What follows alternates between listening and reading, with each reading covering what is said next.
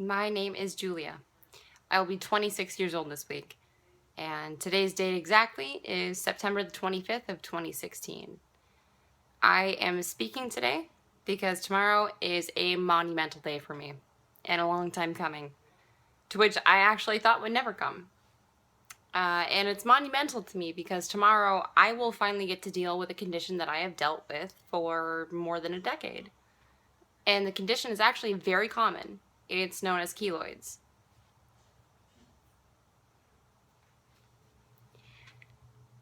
Keloids in the medical community are a very hard thing to deal with. How mine started was when I was about 5 or 6 years old. I had my ears pierced. The ear piercings did not work well with me, and when they closed, that's what happened. And it really started with these ones over here, particularly this one. And by the time I was 12 years old, I had been treated by a medical doctor, and they did the typical thing that a doctor would do.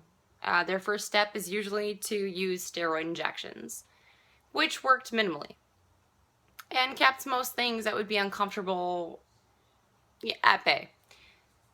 And I lived with that for many years. However, about 2 years ago, when I was about 23, 24 years old, things got exponentially worse and only got worse at a very, very rapid rate, to the point that I now, in 2 years, have ears that look like this.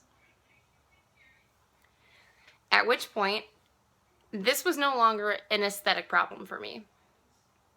Because obviously it is. No one at my age wants to have this thing. No one at any age wants to have this. But it was more than that for me. It was constant pain. Even now it's constant pain. Just showing you my ears was painful. And like most people with keloids will tell you, they're also very itchy, which leads to even more pain because you scratch and can't help it. It's like having a mosquito bite that will never go away. And I can honestly tell you that the worst part of my day is having to take a shower and wash my hair, or having to comb my hair, or take and put on a shirt. That's the worst part, is having to somehow avoid this. Because every touch of it agitates it. It's not an aesthetic thing at all. Of course it is to the layman, but at the end of the day, it really isn't. And about a year and a half ago, I went and saw my primary doctor when this was no longer something I could deal with. My primary doctor referred me to a dermatologist who referred me to a plastic surgeon. By the time everything went through with my health insurance, all of my referrals had expired. And this is just the way of the medical community and how things go with a specialist. Their dates are too booked out. I unfortunately got no help at that time. So I found myself starting all over again about 8 and 9 months later. So my next step was to start all over again. So I went back to my primary, and luckily that time he sent me directly to a plastic surgeon because he realized that even in this amount of time since I had last seen him, these keloids had grown 4 to 5 millimeters larger. There needs to be a solution. Now, within my healthcare network, I was referred to a plastic surgeon. What he told me was I would lose the majority of my earlobe, if not all of it. Beyond that, I was also told that he had no guarantee that they wouldn't come back. Now, I'm very familiar with keloids, and I know that that is a very strong possibility. But to be told that I would lose the majority of my ear, or earlobe rather, and still have these things come back, I simply couldn't accept that. So I went on my own path. And on my own path, with an extraordinary amount of help from my family, I saw another 4 plastic surgeons and another 2 dermatologists. And after all of this, I had no opinion that sounded any better than the first, who said I would lose everything. Until I found, and I can't even take credit, a family member found a machine called the SRT 100. And I live in San Diego currently. And we looked into this machine and how it had such a successful rate to avoid recurrence of this condition. I couldn't believe, none of us could believe when we looked into this that more people aren't using this. Because I'm not the only one. There are so many people who suffer from the same thing. And nowhere in my area was anyone using this machine.